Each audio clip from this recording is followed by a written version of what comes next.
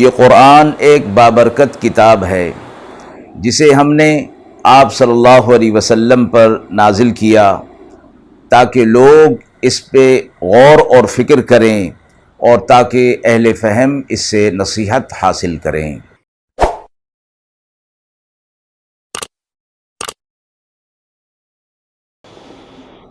بسم اللہ الرحمن الرحیم۔ السلام علیکم ورحمۃ اللہ وبرکاتہ۔ ناظرین کرام، درس قرآن مجید کے آج کے اس پروگرام میں ہم سورۃ الانعام کی ابتدا کر رہے ہیں۔ سورۃ الانعام مکیہ ہے اور اس میں 165 آیات اور 20 رکوعات ہیں۔ آج کے اس پروگرام میں سورۃ الانعام کی آیت نمبر 1 تا 5 کا ترجمہ اور تفسیر پیش خدمت ہے اور آخر میں پوچھے گئے سوال کا جواب ہوگا۔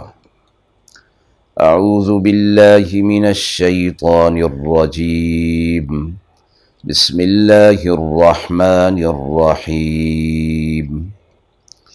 الحمد للہ الذی خلق السماوات والارض وجعل الظلمات والنور ثم الذین کفروا بربهم یعدلون۔ هو الذی خلقکم من طین ثم قضى أجلا وأجل مسمى عنده ثم أنتم تمترون۔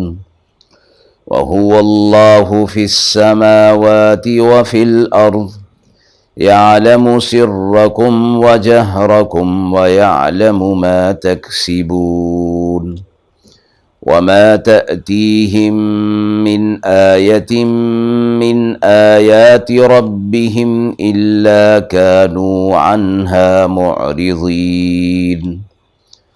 فقد كذبوا بالحق لما جاءهم فسوف يأتيهم أنباء ما كانوا به يستهزئون۔ آیت مبارکہ کا ترجمہ ملاحظہ فرمائیں۔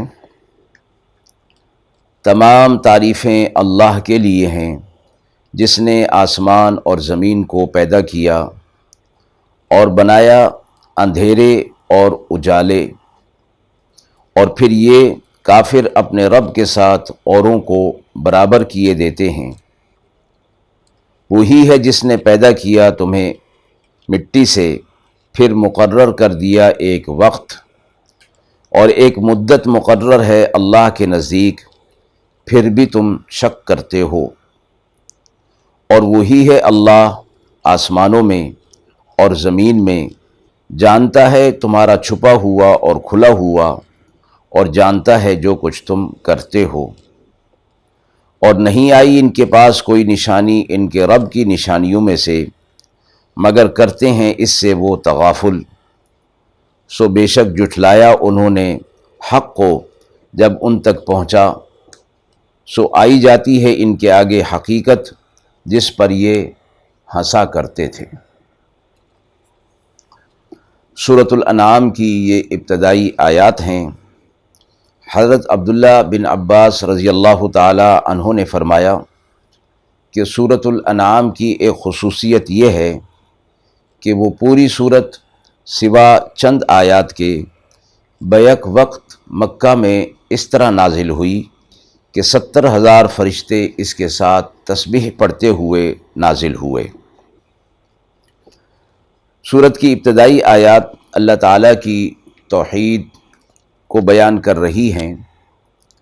چونکہ دنیا نے اللہ کی توحید میں ہی غلطی کی ہے اور اللہ کو پہچاننے میں غلطی کی، حضرات انبیاء علیہ السلام کا پہلا سبق اور پہلا پیغام توحید ہی کا ہوا کرتا تھا کہ اللہ کے بندے اللہ کو اس کی ذات اور صفات کے مطابق جان لیں اور پہچان لیں۔ فرمایا گیا کہ ساری کی ساری تعریفات اللہ کے لیے ہیں جو زمین اور آسمان کا پیدا کرنے والا ہے، اور اس نے اندھیرے پیدا کیے اور نور پیدا کیا۔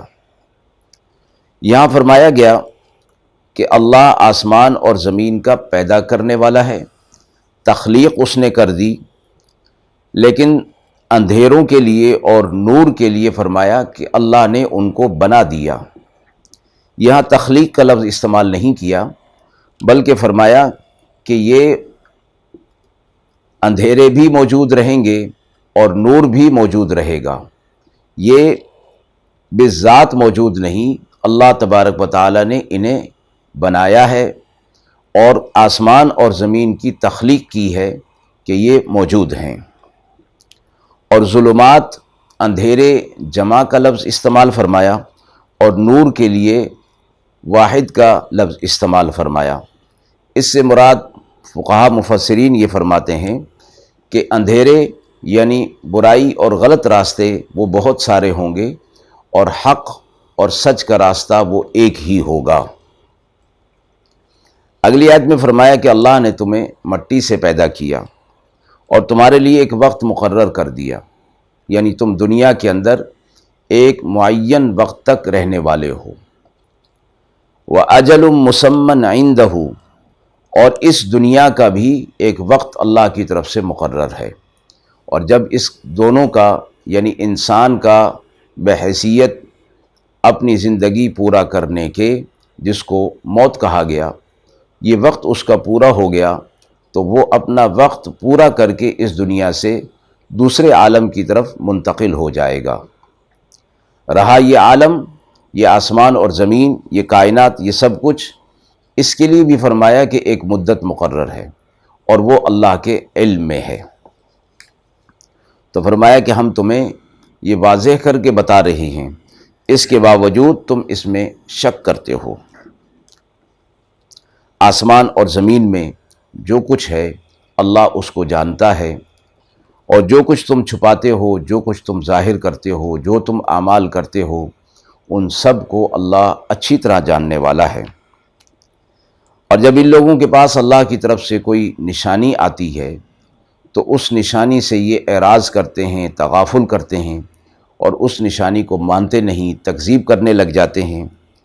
تو اللہ نے فرمایا کہ بہت جلد ان کے سامنے اس بات کی حقیقت آنے والی ہے اور پہنچنے والی ہے، اور ان تک وہ حقیقت آ جائے گی اور اس کو یہ دیکھ لیں گے جس حقیقت کے بارے میں یہ استہزاء کیا کرتے تھے، مذاق اڑایا کرتے تھے، وہ حقیقت ان کے سامنے بہت جلد آنے والی ہے۔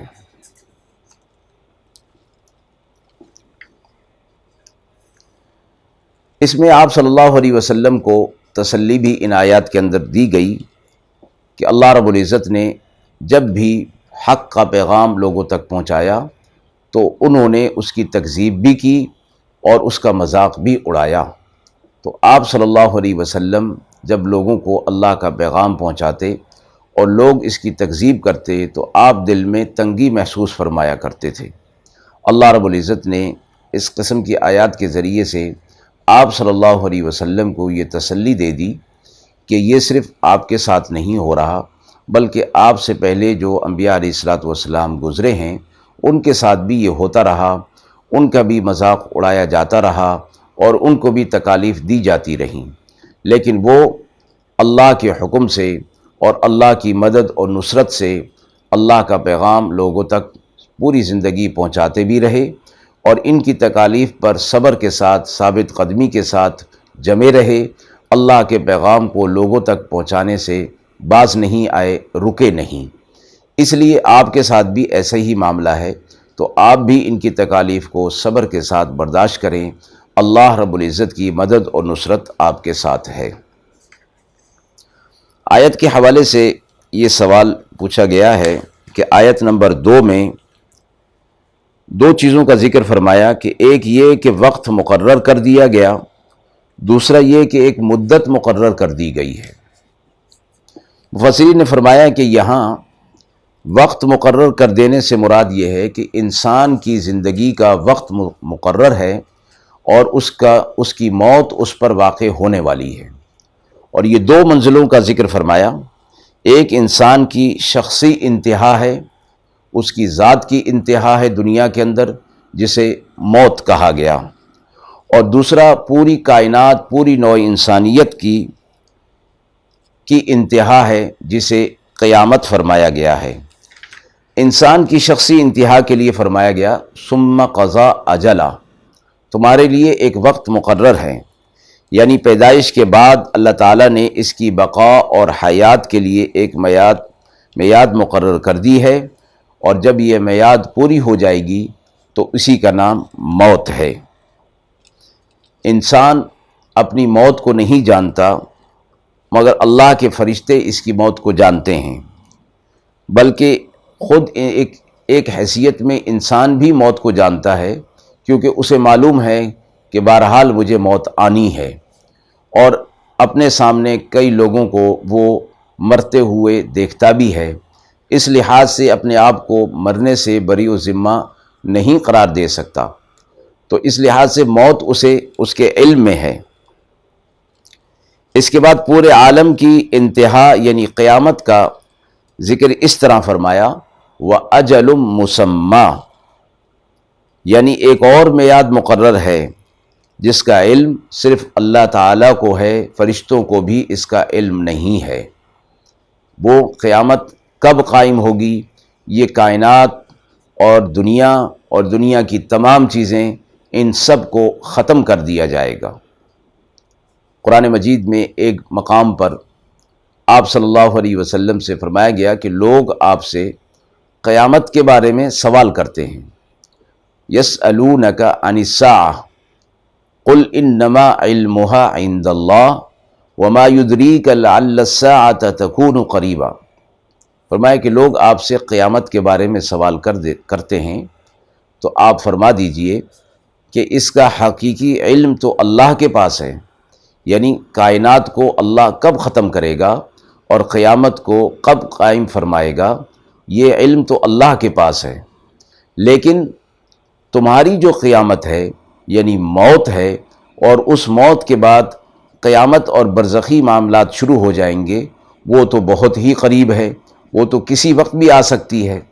تو ان دونوں کا تذکرہ فرما کر آخرت کی طرف توجہ دلائی گئی کہ اس دنیا کے اندر فرصت کے لمحات کو اللہ کی طرف سے غنیمت اور نعمت سمجھتے ہوئے آخرت کی تیاری میں ان کو صرف کیا جائے، تاکہ موت جب آئے تو اس کے بعد برزخی اور قیامت کے جو معاملات ہیں ان میں اللہ کی طرف سے ایمان اور عمل صالح اور اللہ کے فضل کی وجہ سے آسانی اور سہولت کر دی جائے۔